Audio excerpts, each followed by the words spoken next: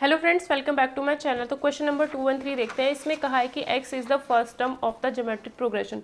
हमारे पास पहले तो जान लो इसके बारे में जो भी यहाँ पर कॉन्सेप्ट लगेगा। फर्स्ट टर्म अगर x है तो और कॉमन रेशियो r है तो सेकंड टर्म ये होगी, थर्ड टर्म ये होगी, और ऐसे करते करते इनफाइनाइट टर्म्स है। तो ये जो टर्म्स हैं अगर वो जीपी में है, ज्योमेट्रिक प्रोग्रेशन में है, दैट मीन्स गुणोत्तर श्रेणी में है, तो उस केस में इन टर्म्स का जो सम होता है, ये चीज़ मुझे निकालनी हो। इनफाइनाइट टर्म्स का अगर मुझे सम निकालना हो तो first term upon 1 minus R होता है, जब आर की जो वैल्यू होती है इस कंडीशन को फॉलो करती है। अगर mod R is greater than 1 होगा, अगर mod R is greater than 1 होगा तो उस केस में प्लस इन्फिनिटी या फिर माइनस इन्फिनिटी हो जाता है हमारा सम। ठीक है, अगर सारी पॉजिटिव होंगी तो प्लस इन्फिनिटी, नेगेटिव होंगी तो माइनस इन्फिनिटी होता है उस केस में। ठीक, तो मॉड आर लेस देन 1 होता है तो जीपी की टर्म्स का जो सम होता है अगर वो इनफाइनाइट टर्म्स है तो x अपॉन 1 माइनस आर या फिर first term upon 1 minus common ratio उसका सम होता है। तो ये चीज़ हम यहाँ अप्लाई करेंगे। फर्स्ट टर्म तो x है, कॉमन रेशो हमें पता ही नहीं तो r मान लिया, तो इस टाइप से जीपी हमारी चलेगी। Sum of its infinite terms, sum of its infinite terms x upon 1 minus r कितना आ रहा है 1/3। तो ये जो सम है वो 1/3 दे रखा है। तो जब ये सम हमें 1/3 दे रखा है तो हम क्या करेंगे, सम 1/3 दे रखा है तो क्रॉस मल्टीप्लाई कर दो, 3 इंटू एक्स 1 माइनस आर। ठीक, यहाँ से आर की वैल्यू निकालो, कितनी आएगी, जैसे इस इक्वेशन से आर की वैल्यू निकालोगे 1 माइनस 3x आएगी। अब हमें पता है कि r is less than 1, mod r is less than 1 है, r की वैल्यू 1 माइनस 3x निकाली है तो इसमें रख दो। तो जैसे इसमें रखते हैं, जब मॉड समथिंग लेस देन 1 होता है तो उसका मतलब हमेशा यही होता है क्या, कि ये जो नंबर है, ये जो वैल्यू है -1 से +1 के बीच में होगी। ठीक, तो ये क्या हो जाएगा, ये 1 हटाना है, इस x को अकेला करना है तो पहले तो 1 हटाओ। 1 कब हटेगा, जब पूरी इनइक्वालिटी में -1 कर देंगे। तो पूरे में -1 कर दिया, यहाँ -1, यहाँ -1, यहाँ -1, ये 0 हो जाएगा, ये 1 हट जाएगा, ये -2 हो गया। अब ये माइनस हटाना है, माइनस हटाना है तो क्या करेंगे, पूरी इनइक्वालिटी को माइनस से मल्टीप्लाई करेंगे। जब भी किसी इनइक्वालिटी को माइनस से मल्टीप्लाई करते हैं तो ये जो दो साइन है ये बदल जाते हैं, तो बदल गए। ठीक, अब हमने क्या करना है, 3 भी हटाना है तो 3 से पूरी इक्वेशन इनइक्वालिटी को डिवाइड कर दो। जैसे 3 से डिवाइड करोगे 2/3, ये 1 हो जाएगा, ये 0। तो x की जो वैल्यू आती है 0 से बड़ी आएगी और 2/3 से छोटी। x क्या आ रहा है, 0 से 2/3 के बीच में आ रहा है। ठीक है, तो हम कह सकते हैं यहाँ पर 0 से 2/3 की वैल्यू आएगी, तो d हमारा कितना हो जाएगा, इतना इसका आंसर हो जाएगा। देखते हैं the sum of first 10 terms of the series. ये हमें सीरीज दे रखी है तो इसकी 10 टर्म्स का सम बताना है। तो इसके 10 टर्म्स का सम बताएंगे कैसे, अगर आप इसमें AP GP चेक करने की कोशिश करते हो वो तो ये बनेगी नहीं। ठीक है, ठीक, अब हम क्या करेंगे, हम एक चीज़ यहाँ पर नोट करते हैं कि 21 को लिख सकते हैं 3 इंटू 7, 77 को लिख सकते हैं 7 इंटू 11, 165 को लिख सकते हैं 11 इंटू 15, ऐसे ही चल रहे। तो यहाँ देखते हैं 7 यहाँ आया तो यहाँ आ गया, 11 यहाँ है तो यहाँ आ गया। नेक्स्ट टर्म जो आएगी 15 इंटू 17 आ जाएगी, सॉरी 4 का डिफरेंस है ना दोनों में, तो 4 जोड़ 15 इंटू 19 आ जाएगी। तो यहाँ देखो 4 का डिफरेंस, 4 का डिफरेंस, 4 का डिफरेंस, जो नंबर यहाँ वही यहाँ, जो नंबर यहाँ वही यहाँ, इस तरीके से चल रही है। तो हम देखते हैं 3, उसके बाद 7, उसके बाद 11। तो हम देखते हैं कि इसमें इसका हमें सम निकालना है। सम निकालना है तो क्या करेंगे, इसकी लास्ट टर्म देख लो क्या आएगी, इसकी लास्ट टर्म देख लो, और कितनी टर्म तक लेना है, फर्स्ट 10 टर्म का सम निकालना है। इसकी फर्स्ट 10 टर्म्स का सम निकालना है, तो यानी 10th टर्म देखनी है हमें इस वाली सीरीज़ की 10th टर्म क्या होगी। तो अगर इसकी 10th टर्म निकालनी है तो मैंने देखा यहाँ पे 3, 7, 11, ये तो AP में चल रहा है, 3, 7, 11 AP में चल रहा है, 3, 7, 11 अप टू A10, क्योंकि जब भी मैं इसकी लास्ट टर्म बनाऊंगी तो वहाँ पर दिस इंटू दिस कुछ नंबर आएगा। फर्स्ट वाली जो सीरीज़ है ये 3, 7, 11, ऐसे करते करते हम A10 जैसे ही निकालेंगे यहाँ वाला नंबर पता चल जाएगा। इंटू इंटू बीच में चलता रहेगा, 7, 11, 4 का डिफरेंस, फिर 4 ऐड कर दिया तो ये 7, 11, 15 भी AP में चल रहा है, तो यहाँ वाला नंबर भी हमें पता चल जाएगा। ठीक है, ठीक, या फिर ऐसे भी निकाल सकते हो कि 3, 7, 11 ऐसे करते करते जैसे ही हम ये AP में चल रहा है तो A10 निकालेंगे। A10 क्या हो जाएगा, first term plus 9 into D कितना है 7 माइनस 3 यानी 4, तो ये 39 आ गया। तो अगर यहाँ पर पता चल रहा है 39 आता है, दोनों का डिफरेंस 4, दोनों का डिफरेंस 4, दोनों का डिफरेंस 4, तो यहाँ पर जो अगला नंबर होगा डिफरेंस 4 करके ही आएगा, मतलब अंतर 4 होना चाहिए दोनों के बीच का, तो ये नंबर पता चल जाएगा 43। ठीक, तो मतलब अलग से ये AP निकालने की ज़रूरत नहीं है। ठीक, तो हमें इसकी पूरी की पूरी टर्म्स पता चल गई।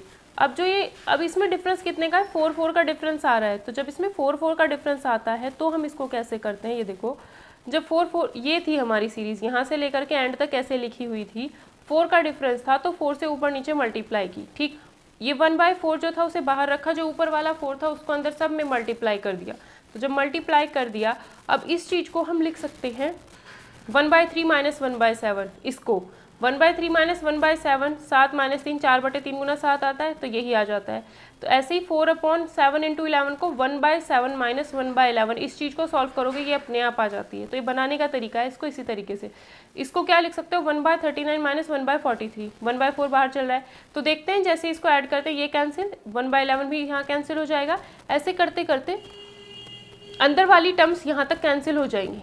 ठीक है, जैसे मैं यहाँ कहूँगी ना तो यहाँ पे आगे प्लस 1/11 होगा, इससे ये कैंसिल हो जाएगा। तो अंदर वाली टर्म्स कैंसिल होती चली जाएंगी। तो यहाँ पर 1/3 बचता है, यहाँ पर माइनस 1/43 बचता है, तो ये आ जाएगा 1/4। इसको सॉल्व करोगे तो क्या आएगा 43 माइनस 3/3 इंटू 43। इसको और सॉल्व करोगे 40/3 इंटू 43, इससे कैंसिल होगा। कितना आया ऊपर 10, 10/129 इसका आंसर हो जाएगा।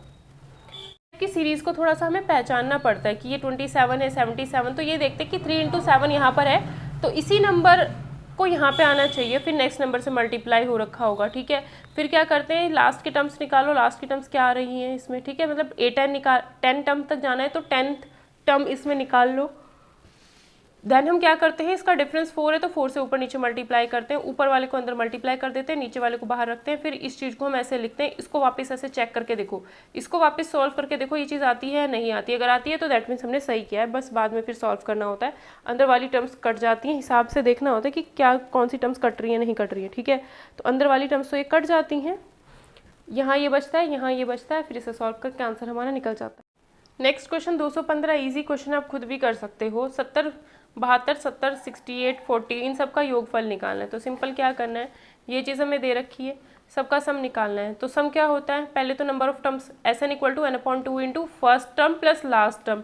तो ये तो ऐड कर दिया, n नहीं पता, n कैसे निकालेंगे, n निकाल सकते हैं last term is equals to first term plus n-1 into D कितना है 70 माइनस 2 यानी कि -2। ठीक, इसको इधर ले जाएंगे -32 इक्वल टू n-1 -2 हो जाएगा। इसे सॉल्व कर लेना, n की वैल्यू 17 आ जाएगी। तो 17 उठा करके यहाँ पे रख देना, इस चीज़ को फिर सॉल्व करोगे तो 952 आ जाएगा। ठीक है, अगला क्वेश्चन देखते हैं। नेक्स्ट क्वेश्चन देखते हैं, arithmetic mean between the two numbers. दो नंबर्स के बीच का अगर अर्थमेटिक मीन निकालना होता तो क्या होता था हमेशा, अगर हमें दो नंबर्स के बीच का अर्थमेटिक मीन निकालना है, एक नंबर a है दूसरा नंबर b है, अर्थमेटिक मीन मतलब दोनों को जोड़ के आधा कर दो। इस बारी उसने कहा है एक नंबर तो ये है और दूसरा नंबर ये है, दोनों का अर्थमेटिक मीन निकालना है तो दोनों को जोड़ के आधा कर दो। ठीक है, इसको एक्सपेंड करोगे तो क्या आएगा x² plus y² plus 2xy। Main है कॉन्सेप्ट समझाना, ठीक है, प्लस इसको एक्सपेंड करोगे तो x² plus y² minus 2xy। तो यहाँ पे देखते हैं इससे कैंसिल हो गया, 2x² प्लस 2y² बचता है, अपॉन में 2 है तो 2 से दोनों 2 भी कट जाएंगे तो x² प्लस y² यहाँ पर हमारा आंसर आ जाएगा। तो ए ऑप्शन इसका करेक्ट आंसर होगा। ठीक है, अर्थमेटिक मीन दो नंबर का दोनों को जोड़ के आधा कर दो। ठीक, अब ये वाला क्वेश्चन है the sum of the finite series. कैसी सीरीज है, फाइनाइट सीरीज, सिंपल है ये भी। 5, 8, 11, डिफरेंस देखो 8 में से 5 गया 3, 11 में से 8 गया 3, यानी AP चल रही है। AP का कैसे निकालते हैं हम, क्या करते हैं AP का सम निकालने के लिए, Sn हमें निकालना है n/2 into first plus last term. ठीक, n हमें पता ही नहीं है, n निकालने के लिए क्या करेंगे, last term is equals to first term plus n-1 into difference. तो ये आ जाएगा 50 - 5 45, n-1 इंटू 3, फिर सॉल्व करोगे n की वैल्यू 16 यहाँ पर पुट कर दोगे, 8 इंटू 55 आएगा, आंसर आ जाएगा। ठीक है, जब भी सम निकालना होता है तो Sn का फॉर्मूला लगाओ। Sn के दो फॉर्मूले हैं, जब लास्ट टर्म और फर्स्ट टर्म दोनों पता होती है तो दोनों को जोड़ के n से नंबर ऑफ टर्म से मल्टीप्लाई करके आधा कर देते हैं। ठीक है, an equal to a plus n-1 into D यहाँ पर अप्लाई किया। नेक्स्ट क्वेश्चन देखते हैं, क्वेश्चन नंबर 218। इसने कहा है, अच्छा क्वेश्चन है, इजी भी है, बस थोड़ा सा लॉग के बारे में पता होना चाहिए। If 3 positive integers a b c in gp then log a log b log c किस में होंगे। इसने कहा है कि 3 पॉजिटिव इंटीजर्स हैं हमारे पास a b c।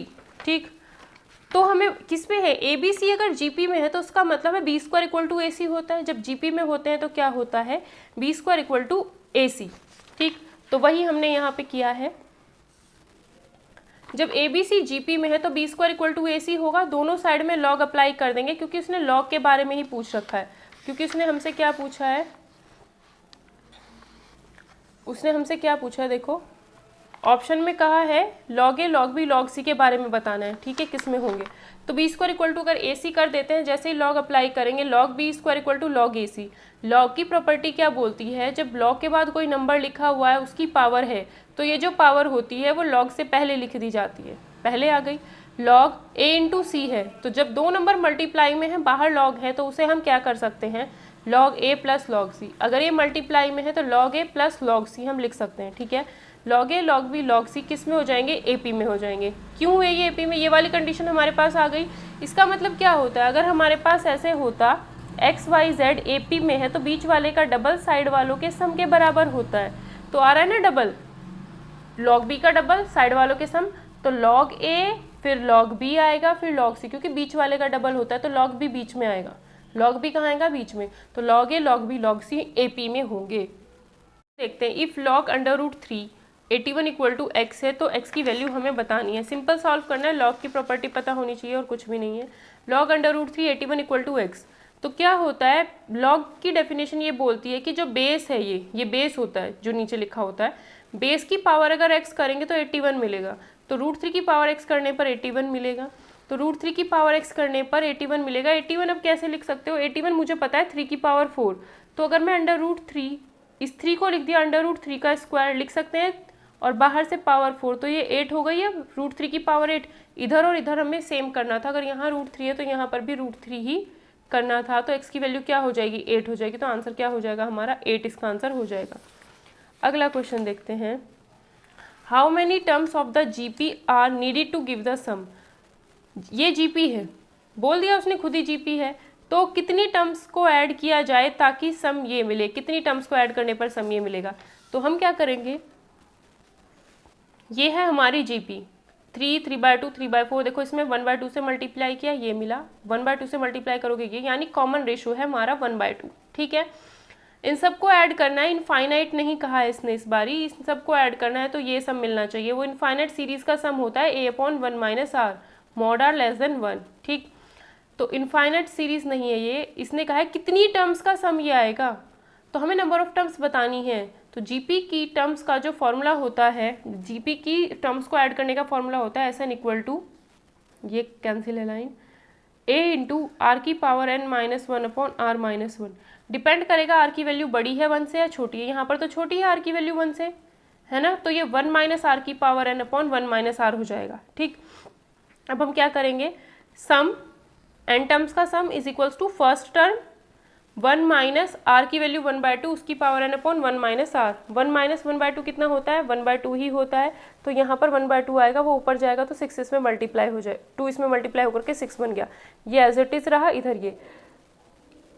अब 6 में 3 था, क्या किया, 3 2 जा 3 1 जा 3 2 जा 3 3 जा, ठीक, और 2 से इसमें मल्टीप्लाई कर दी, 2 इसमें मल्टीप्लाई हो जाएगा तो नीचे 1024 आ गया, ऊपर 1023 आ गया। अब क्या करें, अब ये तो हम राइट साइड में ले गए, ये हम लेफ्ट साइड में ले गए, तो ऐसे बन जाएगा, या फिर 1 को इधर लेके आ गए, तो जैसे ही 1 को मतलब आगे से सॉल्व करना है और कुछ नहीं, जैसे कि हम देख लो कैसे सॉल्व करेंगे इसे। ये आया हमारे पास,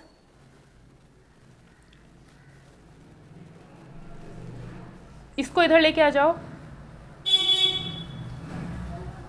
इसको इधर लेके आ जाओ, ठीक है। 1024 याद रखना 2 की पावर 10 होता है, दिस इंटू दिस माइनस ये, तो यहाँ पे 1024 आ जाएगा, माइनस अपॉन में इसमें से ये जाएगा 1024 में से 1023 गया तो 1/1024, ये आया 1/2 की पावर n, और ये होता है 1/2 की पावर 10। तो इसे कंपेयर कर दो दोनों साइड में, ऊपर 1 1 नीचे 2, इधर n इधर 10, तो n की वैल्यू क्या हो गई, 10 हो गई, तो इसका आंसर हमारा क्या हो जाएगा, 220 का आंसर हमारा 10 हो जाएगा, नंबर ऑफ टर्म्स, ठीक।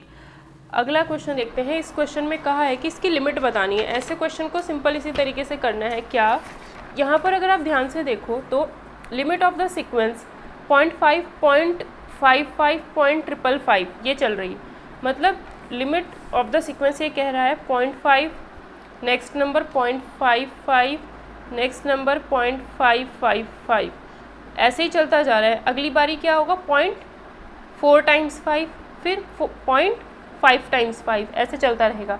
तो इसकी लिमिट पूछ रहा है, तो हम कह सकते हैं कि ये जो नंबर है वो बार बार बस ऐसे ही चल रही है, ये सारे जो नंबर है वो इस तरीके से बढ़ते जा रहे हैं ना, ये फिर 2 बार 3 बार 4 बार, तो इस टाइप से बढ़ते जा रहे हैं।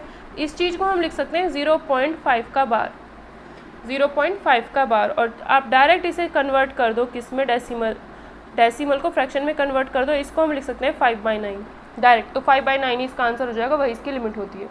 ठीक है, इसका कुछ ज़्यादा कॉन्सेप्ट है नहीं। जैसे हमने ये आया हमारे पास, तो हमने इसको x = 0.5 बार मान लिया, ठीक, या फिर x = 0.555 ऐसे मान लिया, ठीक है। देन हमने इसमें क्या किया, 10 से मल्टीप्लाई कर दिया, तो कितना आएगा 5.55555, तो बढ़ ही रहा है, चाहे कितनी बार बढ़ा लो। फिर इसमें से इसे माइनस करोगे 9x, इसमें से इसे माइनस करोगे 5 आ जाएगा, तो x की वैल्यू कितनी आ जाएगी 5/9, यही इसकी लिमिट हो जाती है। ठीक है, तो ऐसे क्वेश्चन में अगर लिमिट पूछी जाए तो आपको सीधा डायरेक्ट क्या करना है, 0.5, 0.55, 0.555 ऐसे से बढ़ता जा रहा है, तो यानी यहाँ पर 0.5 इस टाइप से नंबर चल रहा है, इसको हम क्या लिख सकते हैं 0.5 के ऊपर बार। और अगर आप इसे डायरेक्ट कन्वर्ट करना चाहते हो तो सीधा ये ध्यान रखना, 5 है तो 5 पॉइंट के बाद जितने नंबर के ऊपर बार होता है उतने ही नीचे 9 लिखे जाते हैं। ये तो सिंपल है, इसमें क्या है, पॉइंट के बाद 5 ही लिखा उसके ऊपर बार। अगर मैं 0.3 करूँगी तो 3/9, 0.8 कहूँगी तो 0.8 कहेंगे तो ये 8/9। तो इसमें क्या है, पॉइंट के बाद 5 लिखा हुआ है, उसके ऊपर ही बार है, तो 5/9 ही इसका आंसर हो जाएगा।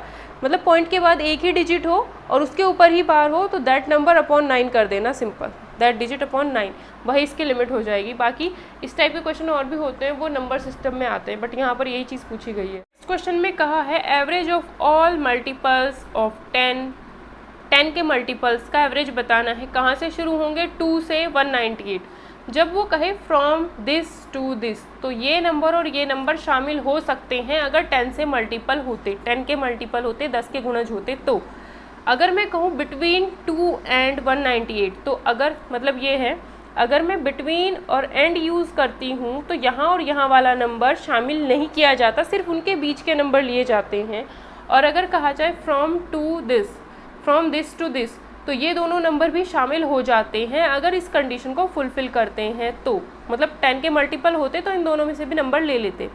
ठीक है, तो 10 के जो गुणज होंगे या फिर मल्टीपल्स होंगे, 2 के बाद आने वाला कौन सा नंबर है, 10, फिर 20, 30, 40, 50, 198 से पहले 190। तो इनका हमें एवरेज निकालना है। एवरेज निकालने का आसान तरीका यही है, एक तो वही होता है कि सबको ऐड करो और फिर जितने नंबर ऑफ टर्म्स है उससे डिवाइड करो, या फिर अगर इस तरीके से एपी में टर्म्स जा रही हैं उसका आपको एवरेज निकालना हो, फर्स्ट प्लस लास्ट अपॉन 2 कर दो, एवरेज आ जाता है। फर्स्ट प्लस लास्ट अपॉन 2 कर दो तो क्या आ जाएगा, एवरेज आ जाएगा। ठीक है, फर्स्ट प्लस लास्ट अपॉन 2 करने पर क्या आ जाता है, एवरेज। तो एवरेज यहाँ से पता चल जाएगा 100। ठीक है, और फिर इसी एवरेज को अगर आप नंबर ऑफ टर्म्स से मल्टीप्लाई कर दोगे तो हमें इसका सम पता चल जाएगा। ठीक, तो बट हमें एवरेज ही निकालना था, तो यही काम हमने करना है। नेक्स्ट क्वेश्चन देखते हैं। इसने कहा है log 2 की पावर x माइनस 1, log 2 की पावर x प्लस 3, ये तीनों AP में है। अगर ये तीनों AP में है मतलब बीच वाले का डबल करेंगे, इसके और इसके मल्टीप्लिकेशन के बराबर आएगा x की वैल्यू, देन हमें बतानी है। तो क्या है भाई, ये तीनों AP में है, तो इसका मतलब इसका डबल करेंगे, तो log 2 की power x minus 1 2 is equals to this plus this. अब मैंने कहा log AC देखा था ना, वहाँ पर log A इंटू C को क्या लिखते थे, log A plus log C लिखते थे, log की प्रॉपर्टी है। log AC को क्या लिखते हैं, log A plus log C। तो हम क्या करेंगे, देखो ये चीज़ उल्टा भी तो लिख सकते हैं। अगर log A plus log C, log एक नंबर प्लस log दूसरा नंबर लिखा हुआ है तो इन दोनों की मल्टीप्लाई करके ऐसे भी तो लिख सकते हैं। तो वही काम, log पहला नंबर प्लस log दूसरा नंबर, तो log इसकी और इसकी मल्टीप्लाई कर दी। अब मैंने ये भी कहा था कि यहाँ पे देखो ये वाला जो चीज़ हमने यूज़ कहा था, log b की पावर अगर 2 लिखी हुई है, b की पावर जो कुछ भी उसे log से पहले लिख देते हैं। तो log से पहले जो कुछ भी होता है log के बाद में जो नंबर हो उसके ऊपर बिठा दो, उसे उसकी पावर लगा दो। ठीक है, कर सकते हैं ऐसा। तो वही काम यहाँ पर है कि अगर 2 पहले लिखा हुआ है log से, log ये नंबर है, फिर 2 log से पहले लिखा हुआ है तो इसकी पावर में पहुँच जाता है ये 2। ठीक है, तो 2 की इसकी पावर में ये आ गया। अब दोनों साइड log है, जैसे ही एंटी लॉग हटाओगे तो ये log हट जाएगा, ये एंटी लॉग लगाओगे तो log हट जाएगा, ये और ये बराबर हो जाएगा। तो 2 की पावर x माइनस 1 का स्क्वायर इक्वल टू ये आ जाएगा। अब उसके बाद देखो हम क्या करेंगे, इसमें थोड़ा सा 1 मिनट, हाँ इसके बाद हम क्या करते हैं, देखो इसमें थोड़ा गड़बड़ हो रखा है। तो ये आ गया 2 की पावर x माइनस 1 का स्क्वायर इज इक्वल्स टू 2 की पावर x प्लस 3 इंटू 2, ये आ गया हमारे पास। तो अब हम क्या करेंगे, इसका स्क्वायर एक्सपेंड कर दो, 2 की पावर x उसका स्क्वायर प्लस 1 माइनस 2 इंटू 2 की power x is equals to इसकी इंटू इसके साथ करेंगे 2 इंटू 2 की पावर x प्लस 3 इंटू 2 6। ठीक है, अब इसको इधर लेके आ जाओ, या फिर इसको आप लिखो, ये हो गया 2 की पावर x का स्क्वायर प्लस 6 इधर आ जाएगा माइनस 5 हो गया इक्वल टू ये और ये इधर आएगा तो कितना हो जाएगा माइनस 4 इंटू 2 की पावर x। भाई माइनस 2 इंटू 2 की पावर x, इसको भी लेफ्ट साइड में लेके गए, माइनस 2 इंटू 2 की पावर x हो गया। तो इसको मान लो आप y, इसको मान लो y, minus 2y minus 2y minus 4y, और y की वैल्यू 2 की पावर x रख दो, तो 4 इंटू 2 की पावर x हो गया। ठीक, तो अब हम कह सकते हैं अगर हम यहाँ से 2 की पावर x को y लेट कर लें तो ये हो जाएगा y square minus 4y minus 5 is equals to 0 चलेगा इधर। तो अब ये क्या हुआ, इसको सॉल्व करो, y square minus 5y plus y minus 5 into 1 5, दोनों को माइनस करके 4, क्योंकि 5 के पहले माइनस लिखा हुआ है तो दोनों को माइनस करके 4, इसके दो फैक्टर 5 और 1 दोनों को मल्टीप्लाई करके ये नंबर आ गया, इसकी और इसकी इंटू, इसकी और 1 की इंटू करते हैं। ठीक है, कांस्टेंट की और वाइस करके कोफिशिएंट की इंटू, क्या मिला 5, उसके फैक्टर 5 इंटू 1 दोनों को मल्टीप्लाई करके यही आ गया नंबर, 5 ही आना चाहिए था, और दोनों को माइनस करके ये वाला नंबर मिल गया, दोनों का मल्टीप्लाई जो होता है वही आना चाहिए। तो ये हो जाएगा y कॉमन लिया, y minus 5 plus 1 y minus 5 is equals to 0। तो यहाँ से क्या होगा, y माइनस 5 बाहर आ जाएगा, y प्लस 1 आ जाएगा इक्वल टू 0, y की वैल्यू या तो 5 आ जाएगी या फिर y की वैल्यू माइनस 1 आ जाएगी। y क्या था 2 की पावर x, 2 की पावर x इक्वल टू 5 हो गया, या फिर 2 की power x equal to minus 1। 2 की पावर x आप चाहे कुछ भी रखो, क्योंकि x जो है हमारा नेगेटिव तो है नहीं, ठीक है, और नेगेटिव भी हो, अगर ये नेगेटिव भी हुआ तब भी नीचे पहुंच जाएगा। तो x की वैल्यू चाहे कुछ भी रखो, ये कभी नेगेटिव आएगा नहीं, x की वैल्यू पॉजिटिव नेगेटिव जो मर्जी है वो रखो, ये कभी नेगेटिव जाएगा ही नहीं। तो ये चीज़ तो हो नहीं सकती, ये हो सकती है। भाई x की वैल्यू माइनस 1 रखोगे तो 1/2 आ जाएगा, तो माइनस पावर रखोगे तो ये 1/1 चलता रहेगा, लेकिन नेगेटिव तो बन नहीं पाएगा। तो यानी 2 की पावर x की जो वैल्यू है वो इतनी है। अब ऑप्शन एक बारी को नज़र मार लो, ऑप्शन में क्या दे रखा है, x की वैल्यू निकालनी है हमें, तो क्या निकालना है x की वैल्यू। तो ये जो है इसे मैं ऐसे लिख सकती हूँ, अगर मैं दोनों साइड में लॉग में भी आंसर दे रखे हैं, अगर मैं इसमें लॉग अप्लाई करूँ तो log 2 की power x is equals to log 5 हो जाएगा। 2 की पावर में जो होता है वो log से पहले आ जाएगा, किसी नंबर की पावर में जो होता है log से पहले आ जाएगा, इक्वल टू log 5। तो ये आ जाता है x is equals to log 5 upon log 2, log 5 upon log 2 आ गया। अब ऑप्शन में देखो x की वैल्यू कोई सी भी नहीं मिल रही है ऐसी, लेकिन हम जानते हैं क्या कि ये जो log 2 5 लिखा हुआ है, हम जानते हैं log बेस 2 5 लिखा हुआ है, इसको हम लिख सकते हैं log 5 अपॉन log 2। अगर कोई नंबर में बेस में कुछ लिखा हुआ है, मतलब ऐसे हो, ये प्रॉपर्टी है log की, log बेस a b, तो इसे लिख सकते हैं log b upon log a। log base a b अगर लिखा हुआ है तो उसको लिख सकते हैं log b upon log a। ठीक है, तो वही हमने यहाँ पे किया, तो ये सी ऑप्शन हमारा इसका करेक्ट आंसर हो जाएगा। फोर NCERT का क्वेश्चन है, for what value of m this is arithmetic mean of A B. Arithmetic mean का क्या मतलब होता है, अगर a और b इन दोनों का अर्थमेटिक मीन निकालना है तो a प्लस बी अपॉन 2 कर दो। इस चीज़ को क्या आप इसके जैसा नहीं बना सकते, बना सकते हो। कैसे, जब m की वैल्यू और m की वैल्यू 0 रख दोगे, अगर m की वैल्यू 0 रखोगे तो a की पावर 1 प्लस b की पावर 1 ऊपर a प्लस b, नीचे m की वैल्यू 0 रखोगे तो a प्लस b, a की पावर 0 प्लस b की पावर 0, यानी 1 प्लस 1 2। तो यानी अगर m की वैल्यू 0 रख दिया जाए तब ये क्या बन जाता है, 2 नंबर का अर्थमेटिक बनता है। तो for what values of m, तो a b के समांतर माध्य के लिए m का मूल्य क्या होगा। अगर a b का अर्थमेटिक मीन निकालना चाहते हो तो m की वैल्यू यहाँ पर 0 रखोगे तभी अर्थमेटिक मीन निकलेगा, अदरवाइज नहीं निकलेगा। ठीक है, m की वैल्यू 0 रखते ही मुझे सीधा ये पता था a और b का अर्थमेटिक मीन निकालना ये होता है। ये तभी, ये इस चीज़ को ये तभी बना सकते हैं जब m की वैल्यू 0 रखेंगे, तो m की वैल्यू 0 रखते हैं तो 0 ही हमारा आंसर हो जाएगा। m की वैल्यू ही तो उसने पूछी है। नेक्स्ट क्वेश्चन, ये आपको क्लास 10th की अगर आप साइड बुक करोगे, मेरे पास है लेकिन अभी फ़िलहाल मैं दिखा नहीं सकती। ठीक है, अगर आप क्लास 10th की साइड बुक करोगे, RD शर्मा तो मेरे पास नहीं है फ़िलहाल, ना मैंने वो की है, मेरे पास दूसरी बुक्स है। ठीक है, तो अगर आप साइड बुक करोगे तो उसमें आपको क्वेश्चन मिल जाएगा 10th क्लास की बुक में। ठीक है, कोई सी भी आप साइड बुक लो, क्वेश्चंस वही रहते हैं, थोड़े बहुत ऐसा हो सकता है नंबर ऑफ क्वेश्चन कम ज़्यादा हो सकते हैं। ठीक, the sum of first p terms of an AP शुरू की p टर्म्स का सम किसी भी AP का q है और शुरू की q टर्म्स का सम उसी AP का p है। तो इसे अगर मान के करेंगे तो हम इसमें फंस जाते हैं, ठीक है। तो मान के अपनी मर्जी से कोई भी AP मान करके तो क्वेश्चन नहीं हो पाता। तो sum of p plus q terms निकालते हैं, डायरेक्ट होता है इसका आंसर -p प्लस q, क्योंकि मुझे ये याद है, ठीक है। तो ऐसे ऐसी चीज़ें तो याद करोगे, अलग से शॉर्ट नोट्स बनाओगे तो बहुत ज़्यादा टाइम बच जाएगा एग्जाम में। Sum of p terms is q and q terms is p, तो sum of p plus q terms is equals to -p plus q होता है। अब इसका सॉल्यूशन देखो, सॉल्यूशन इसका कैसे होगा, ठीक। इसने कहा है कि सम ऑफ p टर्म्स यानी sp, p टर्म्स का सम है, फॉर्मूला क्या होता है n टर्म्स का, Sn equal to n/2 into 2a plus n-1 into d, ये होता है। तो हमने एक AP मान ली जिसका फर्स्ट टर्म a है और उसका कॉमन डिफरेंस d है। एक AP मान ली जिसका first term a common difference d है।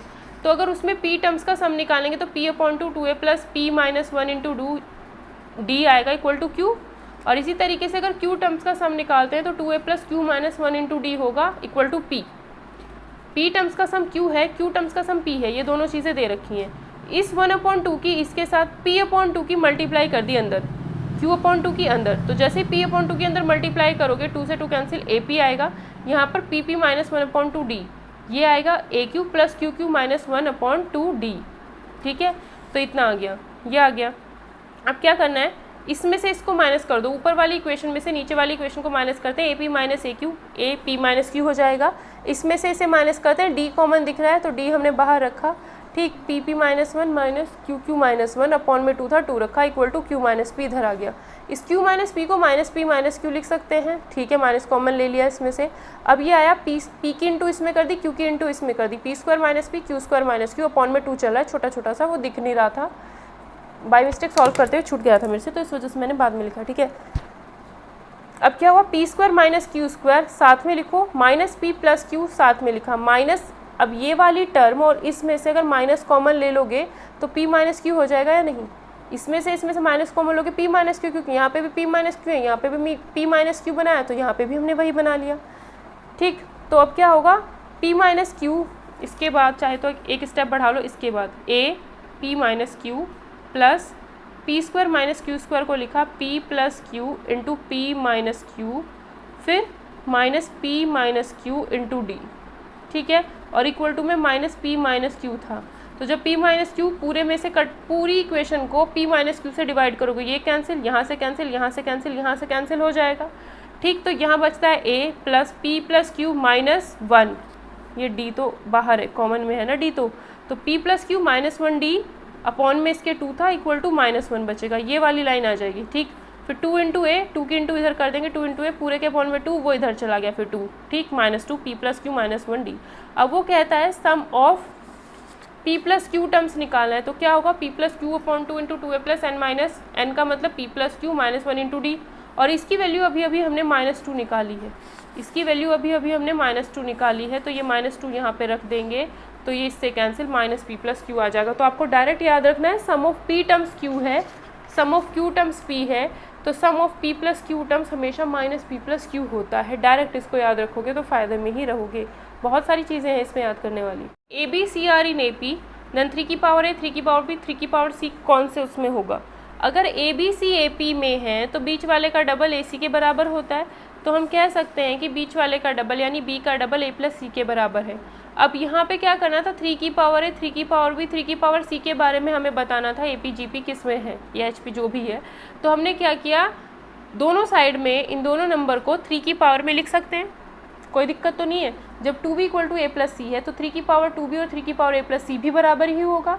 भाई 2B equal to A plus C है तो 3 की पावर ये करो या 3 की पावर ये करो, बराबर ही आना है। तो इसको कैसे लिख सकते हो, 3 की पावर A इंटू 3 की पावर C। अगर किसी भी नंबर की पावर A है और उसी नंबर की पावर B है तो इसका मतलब होता है दोनों का बेस, दोनों नंबर्स का बेस सेम है, मल्टीप्लाई में है तो पावर्स ऐड हो जाती हैं। तो 3 की पावर A प्लस B को लिख दिया हमने 3 की पावर A इंटू 3 की पावर B। इसी तरीके से 3 की पावर A प्लस C को लिखा 3 की पावर A प्लस, मतलब इसको ये चीज़ लिख दिया, ठीक। अब 3 की पावर 2B है, इसको लिख सकते हैं 3 की पावर B उसका स्क्वायर। अगर 3 की पावर 6 लिखा हुआ है तो इसको हम 3 की पावर 2 इंटू 3, या फिर 3 को यहाँ लिख दो 2 को यहाँ लिख दो, लिख सकते हैं। तो 3 की पावर 2B था, 2 और B मल्टीप्लाई में है तो 3 की पावर B अंदर रखा 2 बाहर। तो 3 की पावर b का स्क्वायर 3 की पावर a और c के बराबर हो गया। तो जब तीन टर्म्स जीपी में होती हैं, ए बी सी अगर जीपी में है तो बीच वाले का स्क्वायर साइड वालों के मल्टीप्लाई के बराबर होता है। तो यानी ये 3 की पावर b जो है वो बीच में है और साइड वाले कौन है, 3 की पावर a 3 की पावर c। तो 3 की पावर a 3 की पावर b 3 की पावर c जीपी में होगा। ठीक है, तो हम कह सकते हैं कि ये जो हो जाएगा हमारा जीपी में होगा, यानी बी ऑप्शन इसका आंसर होगा। अगला क्वेश्चन इंपॉर्टेंट है, शॉर्ट में याद रख सको तो जो इसमें सॉल्यूशन दे रखा है शॉर्ट में अच्छा सॉल्यूशन है। ठीक है, कॉन्सेप्ट में यहाँ पे बता दूंगी। 10th कॉमन टर्म बतानी इन दो एपी में, फर्स्ट एपी ये चल रही है, सेकंड ये चल रही है और इसमें 10th कॉमन टर्म मान लो। देखो हम क्या करेंगे, इसको इस तरीके से समझो, पहले ये वाला सॉल्यूशन बताती हूँ अपना, फिर उस वाला सॉल्यूशन बताती हूँ क्योंकि वो थोड़ा छोटा पड़ेगा हमें। देखो पहली एपी ये है, फर्स्ट टर्म d कितना है 7 - 3 यानी 4, 11 - 7 यानी 4, तो d इतना हो गया। सेकेंड एपी ये चल रही है, तो फर्स्ट टर्म a है और इसमें अगर d देखा जाए तो 5 आएगा, 6 - 1 11 - 6। ठीक, तो यहाँ पर इन दोनों में अगर फर्स्ट इसमें और इस एपी में अगर फर्स्ट कॉमन टर्म देखते हैं, ऐसी टर्म जो दोनों में एक जैसी हो, 11 है, तो हम कह सकते हैं कि जो फर्स्ट कॉमन टर्म है दोनों एपी में 11 है, दोनों एपी में फर्स्ट कॉमन टर्म 11 है। ठीक, तो यहाँ पे हम देखते हैं कि फिर सेकंड कौन सी आएगी, थोड़ा सा करके देखते हैं। मुझे पता है 4 ही ऐड करना है, अगर मैं फर्स्ट एपी की बात करूँ तो मुझे 4 ही ऐड करते जाना है, +4 +4 +4 +4 करते गए 31 तक लिख लिया। ठीक है, फिर मैंने क्या किया, सेकंड एपी अगर मैं शुरू करूँ 1 6 11, तो इसमें मुझे +5 +5 +5 करते गए, तो पहली जो कॉमन टर्म है 11 आई है, दूसरी कॉमन टर्म 31 आई है।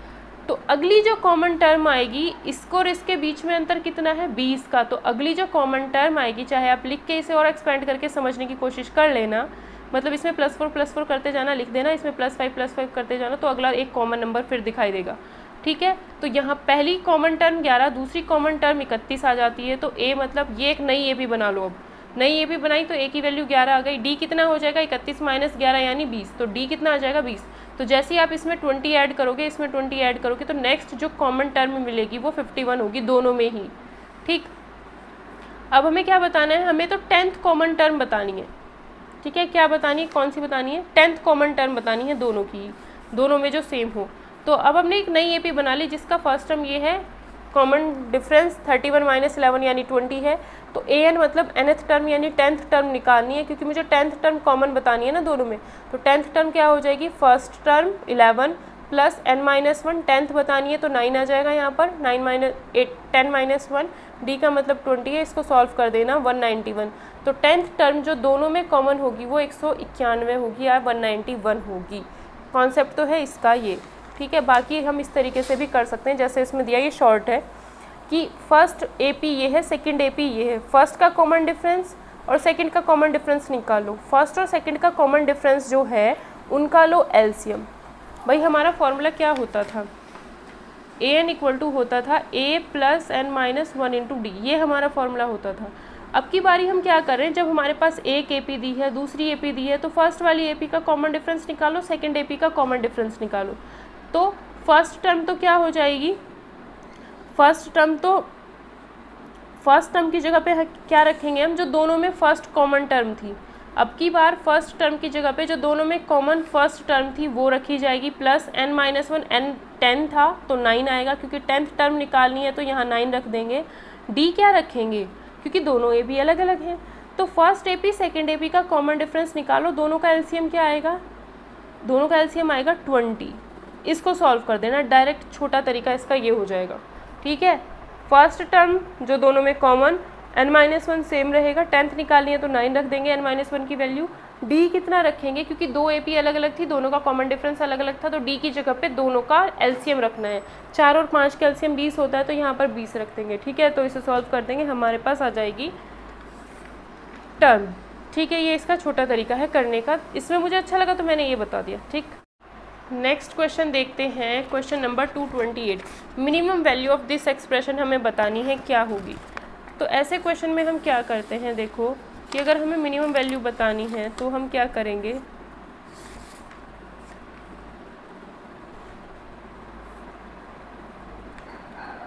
नेक्स्ट क्वेश्चन देखते हैं, minimum value of expression this. इस एक्सप्रेशन की अगर मिनिमम वैल्यू बतानी है तो क्या करते हैं, अब ये देखो, अगर हमें मिनिमम वैल्यू बतानी है तो मिनिमम और मैक्सिमम वाले में ज़्यादातर हम यही केस अप्लाई करते हैं, AM is greater than equal to GM। ये मैंने पहले बता दिया क्या थे, ठीक है। तो मेरे पास दो नंबर है, पहला नंबर ये, दूसरा नंबर ये। इन दोनों का अगर मैं अर्थमेटिक मीन निकालूंगी तो दोनों का ऐड करके आधा, और इन दोनों का arithmetic mean is always greater than equal to इन दोनों के ज्योमेट्रिक मीन। इन दोनों का ज्योमेट्रिक मीन मतलब इन दोनों की मल्टीप्लाई करो अंडर रूट में। 3 की पावर x और 3 की power 1 minus x, base same है, मल्टीप्लाई में है, ऐड कर दो x प्लस 1 माइनस एक्स, तो x तो कैंसिल हो जाएगा, 3 की पावर 1 बचेगा, अंडर रूट 3। तो this is greater than equal to under root 3, 2 इधर चला जाएगा, तो इसकी वैल्यू मिनिमम ये हो जाएगी। ये always greater than equal to है इससे हमेशा बड़ा ही आएगा, तो कम से कम सबसे कम यही होगा, तो इसकी जो मिनिमम वैल्यू होगी वो 2√3 आ जाएगी। तो इसका आंसर हमारा 2√3 हो जाएगा, ठीक है। क्वेश्चन देखो, इसमें कहा है in an arithmetic progression and sum of terms. किसी भी अर्थमेटिक प्रोग्रेशन में जो सम ऑफ टर्म्स होता है, equi distance from beginning at the end is equal to. ये कह रहा है कि अगर मैंने AP बनाई है 1 2 3 4 5 6 7 8 9 10, सिर्फ मैंने इतनी सी AP बनाई है जिसमें +1 इसका कॉमन डिफरेंस आ रहा है। तो किसी भी अर्थमेटिक प्रोग्रेशन में जब हम सम ऑफ टर्म्स निकालते हैं, किन टर्म्स का सम निकालना है, जो इक्वी डिस्टेंस हो फ्रॉम बिगिनिंग। अगर मैं 4 लेती हूँ तो शुरू से भी उतनी ही डिस्टेंस पर होनी चाहिए, एंड द एंड, और एंड से भी उतनी ही डिस्टेंस पर होनी चाहिए। तो शुरू से 4th पोजीशन पर है और लास्ट से 1 2 3 4 4th पोजीशन पे, तो शुरू से भी 4 और लास्ट से भी 4, मतलब इक्वी डिस्टेंट, शुरू से भी उतनी ही दूरी, लास्ट से भी उतनी ही दूरी। ये यहाँ पे ज़्यादा अच्छे से लगेगा आपको, इसमें समझ नहीं आएगा। ये है, इसने कहा है उन टर्म्स का सम, जैसे मैंने ये, और उन टर्म्स का सम बताना है जो शुरू से भी उतनी डिस्टेंस पर हो, 4th डिस्टेंस पर है, और लास्ट से भी 4th डिस्टेंस पर है। इनका सम हमेशा किसके बराबर आता है, 7 और 4 11, किसके बराबर आएगा, 1 + 10, यानी sum of first and last term. तो sum of first and last term आ जाएगा आंसर। अगर मैं कहूँ शुरू से 3rd नंबर तो लास्ट से भी 3rd नंबर, 3 और 8 11, शुरू से 2nd लास्ट से 2nd 11, और शुरू से 5th लास्ट से 5th, दोनों का सम 11। तो किसी भी AP में अगर आप शुरू से 10वां नंबर लोगे और लास्ट से भी 10वां नंबर लोगे तो उनका जो सम आएगा वो उस AP की पहली और लास्ट वाली टर्म के सम के बराबर ही आएगा, ठीक है। यही चीज़ इसने हमसे पूछी थी। नेक्स्ट क्वेश्चन देखते हैं 230। इस क्वेश्चन में कहा है कि इस श्रेणी का योगफल बताओ, यानी इस सीरीज़ का सम बताना है। तो इस सीरीज़ का सम अगर हम करेंगे तो हम कैसे करेंगे, देखो कि log base 4 2 minus log base 8 2 plus log base 16 2। इसमें क्या होता है, एक प्रॉपर्टी होती है log की, वो प्रॉपर्टी क्या बोलती है कि log, यहाँ पर बेस है, यहाँ पर कोई दूसरा नंबर है, अगर बेस की कुछ पावर बन जाए, अगर इस नंबर की पावर होती तो वो तो आता है यहाँ पे शुरू में, ठीक। अगर बेस की पावर मान लो 2 है तो वो यहाँ ऐसे लिखी जाएगी, ठीक।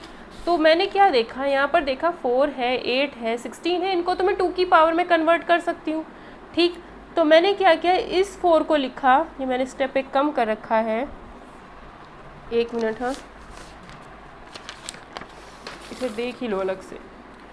क्वेश्चन था log base 4 2 minus log base 8 2 plus log base 16 2 ऐसे। तो मुझे ये प्रॉपर्टी पता है कि भाई log बेस की पावर अगर b है और यहाँ पर m कोई नंबर है और यहाँ पर भी मान लो n है, बेस की जो पावर होती है वो हमेशा यहाँ पे ऐसे लिख दी जाती है, और जो नंबर की पावर होती है वो ऊपर आती है, ठीक। तो ये ऐसे होता है। तो हमने क्या किया, 4 8 16, इसको तो मैं 2 की पावर में आराम से कन्वर्ट कर सकती हूँ, और जब 2 की पावर में कन्वर्ट करूँगी तो सबका बेस भी फिर इजीली सेम बन जाएगा। तो हम क्या करेंगे, यहाँ पर log 4 को लिखा 2 की पावर 2, और ये नंबर जो 2 था ये वाला ये रहा, माइनस log इसको लिखा 2 की पावर 3 और ये वाला 2 यहाँ, प्लस log 16 को लिखा 2 की पावर 4 और ये वाला 2 यहाँ, ठीक है। तो ये जो 2 है कहाँ आएगा, यहाँ आ जाएगा, यहाँ से हटा दो, 3 यहाँ आ जाएगा, यहाँ से हटाओ, 4 यहाँ आ जाएगा, यहाँ से हटाओ। तो कह सकते हैं 1/2 log base 2 minus 1/3 log base 2 plus 1/4 log base 2 ये चल रहा है। तो जब बेस और ये नंबर सेम हो जाते हैं इसकी वैल्यू 1 हो जाती है। तो जब इसकी वैल्यू 1 हो गई तो हमारी सीरीज़ बन जाएगी अब ये सीरीज़ बन गई। इसका सम निकालें ना तो ये जीपी है ना एपी है। इसे अगर आप चेक करोगे तो जीपी एपी तो ये है नहीं। ठीक है, तो अब क्या किया जाए, इसका सम निकालने के लिए हम क्या करेंगे, हमें पता है क्या log 1 + x की सीरीज़ बहुत बार आ चुकी है क्वेश्चंस में, तो याद कर लेना। log 1 + x की सीरीज़ ये होती है x से स्टार्ट होती है, x - x² 2 + x³ 3। ठीक, तो मुझे क्या करना है, यहाँ पर 1/2 1/3 1/4 है, तो ये 1/2 1/3 1/4 आएगा। उसी से ही मैंने आइडिया लगाया कि log 1 + x की सीरीज़ लग सकती है और ऑल्टरनेटिव साइन इसमें भी है और यहाँ पर भी ऑल्टरनेटिव साइन होते हैं, इस वजह से log वाली सीरीज़ अप्लाई की। अब x की जगह पे 1 1 1 पुट कर दो पूरी सीरीज़ में। जैसे ही 1 1 1 पुट करते हैं log 2 = ये आता है। अब ये तो 1/2 पॉजिटिव है तो यहाँ नेगेटिव है और 1/3 नेगेटिव है, यहाँ पॉजिटिव है। तो पूरी को हमने -1 से, ये -1 हम पहले इधर लेके गए, फिर ये चीज़ आई है, पूरे में -1 से मल्टीप्लाई किया तो ये आ गया। तो इसकी वैल्यू ही तो निकालनी थी, 1/2 - 1/3 + 1/4 कितनी आ रही है, 1 - log 2। तो इसकी जो वैल्यू आ गई कितनी आ गई है, 1 - log 2। तो आंसर हो जाएगा हमारा इसका 1 - log 2। ये बेस ई लिखा हुआ है, अगर कुछ भी बेस ना लिखा जाए तो बेस ई होता है। ठीक, आप लोग खुद ट्राई कर लेना, पहले से चेक करना एपी है या नहीं, फिर चेक करना जीपी है या नहीं। ठीक है, एपी है ये, वैसे अगर आप इसे सिंपल चेक करोगे तो हो जाएगा क्वेश्चन।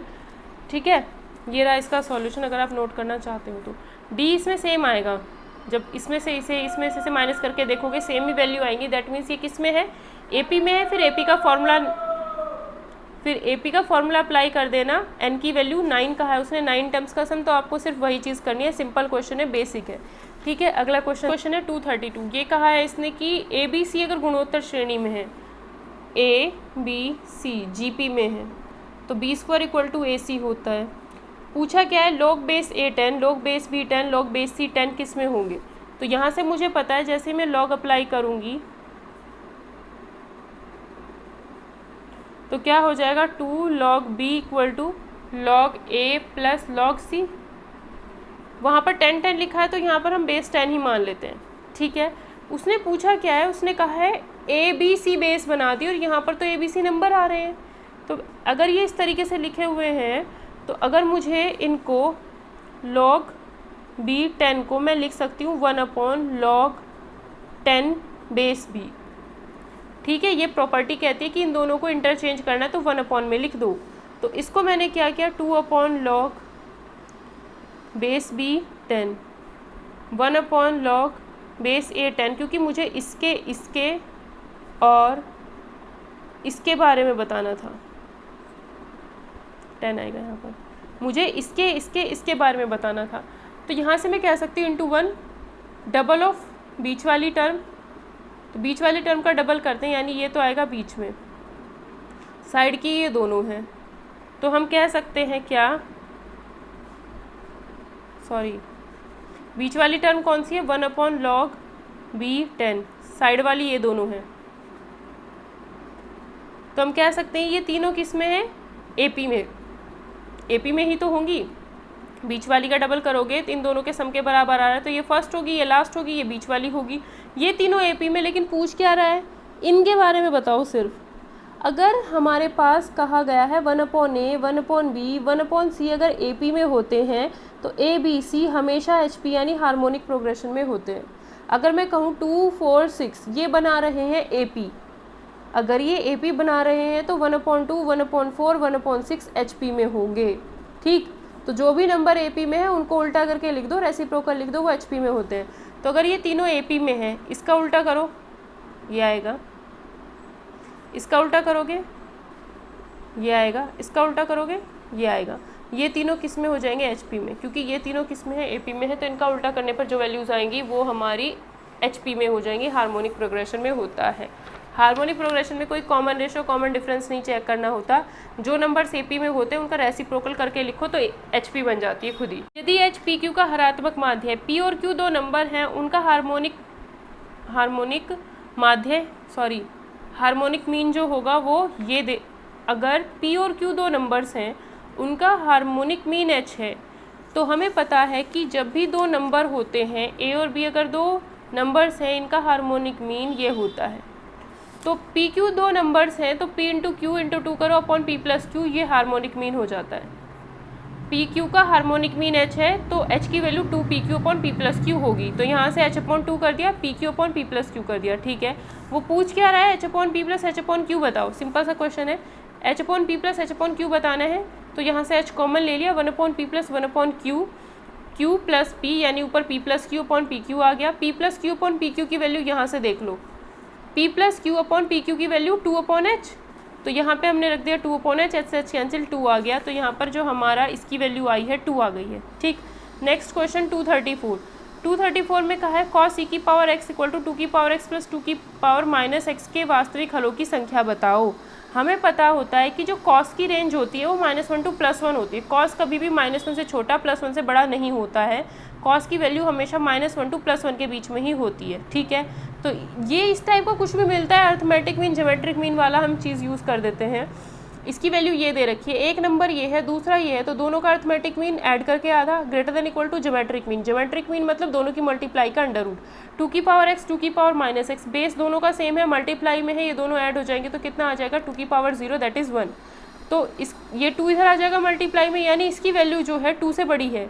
अगर इसकी वैल्यू 2 से बड़ी और ये किसके बराबर है, इसके बराबर है, तो यानी इसकी वैल्यू 2 से बड़ी, इसकी वैल्यू कभी भी 2 से बड़ी होती ही नहीं है। कॉस की वैल्यू -1 से +1 के बीच में ही होती है, उससे कभी बड़ी हो ही नहीं सकती, तो 2 से बड़ी कैसे हो जाएगी। जब 1 से ही बड़ी नहीं होती तो 2 से बड़ी कैसे हो जाएगी, तो ऐसी वैल्यू कोई पॉसिबल है ही नहीं। तो इसका मतलब इसका कोई भी सॉल्यूशन नहीं होगा, तो ए ऑप्शन इसका करेक्ट आंसर हो जाएगा, 0 इसका आंसर हो जाएगा। उस गुणोत्तर श्रेणी का प्रथम पद क्या होगा, उस जीपी का फर्स्ट टर्म बताना है। हमने मान लिया जो भी जीपी थी उसका फर्स्ट टर्म ए है, तो ए की वैल्यू हमें बतानी है।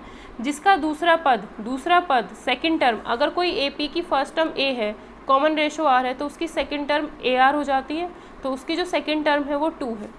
फिर अनंत पदों का योगफल ए अपॉन 1 माइनस आर कितना होता है 8। अनंत पदों का योगफल ए अपॉन 1 माइनस आर कितना है 8, ठीक है। तो इन दोनों का यूज़ करके ए और आर की वैल्यू निकालनी है, जीपी पता चल जाएगी, ठीक है। तो हमने क्या किया, a equal to 8 into 8r minus का, या फिर 8 कॉमन ही रखो, ऐसे ही रखो, ठीक है। आर की वैल्यू यहाँ से पुट कर दें 2 अपॉन ए, आर की वैल्यू 2 अपॉन ए पुट कर दिया, तो आर की वैल्यू 2 अपॉन ए पुट करी, 8 टू ए माइनस 2 अपॉन ए, ठीक है। ए की इंटू इसमें हो जाएगी ए स्क्वायर 8a माइनस 16, इन दोनों को लेफ्ट हैंड साइड में लेके गए, फिर इसको वही क्वाड्रेटिक सॉल्व करना है, तो ए की वैल्यू 4 आ जाती है दोनों से ही, तो ए की वैल्यू 4 आ रही है, यानी इसका जो पहला पद होगा वो 4 होगा, पहला पद ही उसने हमसे पूछा था। नेक्स्ट क्वेश्चन 236, एन पदों का योगफल बताना है, तो ये तो बहुत आसान सा क्वेश्चन है। एन पदों का योगफल बताना है, तो एन की फॉर्म में क्यों निकालना, हमें सिर्फ आंसर टिक करना है, तो हम क्या करेंगे, हमने माना 2 पदों का योगफल। अगर मुझे सिर्फ 2 पदों का योगफल देखना है तो मैं क्या करूँगी, अगर मुझे सिर्फ 2 पदों का योगफल देखना है, या फिर 2 भी छोड़ो, एक ही ले लो, एक पद का योगफल तो 1/2, यानी एन की वैल्यू 1। अगर एन पदों का निकालना है या फिर एन टर्म्स का सम निकालना है तो एन की वैल्यू n रखेंगे। 10 टर्म्स का सम निकालना है तो एन की वैल्यू 10। अगर मुझे एक ही पद का सम निकालना है, एक ही टर्म का सम निकालना है, तो एन की वैल्यू 1। तो एन की वैल्यू मैंने 1 रखी, सारे ऑप्शन में 1 रखने पर जो भी ऑप्शन 1/2 दे देगा आंसर। 1 रखो, एन की वैल्यू 1 रखोगे 1/2 नहीं बनाएगा, एन की वैल्यू 1 रखोगे -1/2 बना देगा, और 1 तो शुरू में है, ठीक है। और क्या देगा ये, चेक कर लो एक बार, 1 - 1/2, तो ये 1/2 दे रहा है, ये वाला 1/2 दे रहा है, तो हम फंस गए। बी ऑप्शन हमारा आया है, अब देखते हैं आगे, अभी फंसे नहीं है, अभी हमारे पास सिर्फ ए और बी चेक किया तो बी ऑप्शन मिला हमें। तो एन की वैल्यू 1/2 एन की वैल्यू 1 रखते हैं, तो एन की वैल्यू 1 इसमें रखेंगे, तो 1 से 1 कैंसिल, 2 की पावर -1, तो ये भी 1/2। अब फंस गए, जब हमने कहा कि सिर्फ एक ही पद का योगफल से चेक कर लो ना, पहले तो छोटे से छोटा चीज़ यूज़ करेंगे, तो एक ही पद का योगफल निकालते हैं, तो एन की वैल्यू 1 रखते हैं, तो बी और सी ऑप्शन फंस गया। एन की वैल्यू 1 रखोगे, ये नहीं फंसेगा क्योंकि ये 1 आएगा, आना क्या चाहिए 1/2, बी और सी ऑप्शन फंस गया। अब एन की वैल्यू 2 ले लो, अगर एन की वैल्यू 2 लोगे तो इन दोनों का सम करना पड़ेगा, तो एन की वैल्यू 2 लेते हैं, इन दोनों फर्स्ट स्टार्टिंग की 2 टर्म्स का सम लिया, इतना आ गया, तो एन की वैल्यू 2 रखो बी और सी में, बी में और सी में अगर एन की वैल्यू, बी में अगर एन की वैल्यू 2 रखते हो तो हमें ये मिलता है, ये 5/4 के बराबर आएगा नहीं। अब सी वाले ऑप्शन में हमने एन की वैल्यू 2 रखी, तो एन की वैल्यू जैसे ही इसमें 2 रखी, तो इसे सॉल्व करोगे तो 5/4 आ गया, यानी सी ही इसका करेक्ट आंसर हो जाएगा। तो ये चीज़ हम यूज़ कर सकते हैं। मान लो 2 टर्म्स का सम लेने के बाद भी 2 ऑप्शन फंस रहे हैं, तो फिर 3 टर्म्स का सम ले लो।